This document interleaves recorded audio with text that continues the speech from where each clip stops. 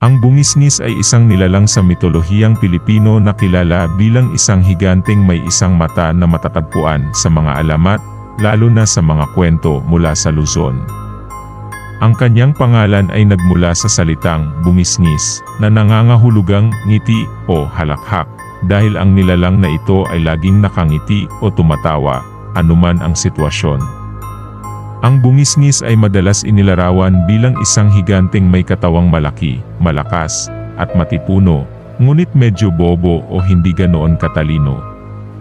Bagaman siya ay nakakatakot dahil sa kanyang hitsura at lakas, ang bungisngis ay kadalasang natatalo ng mga mas matalino at tusong karakter sa mga kwento.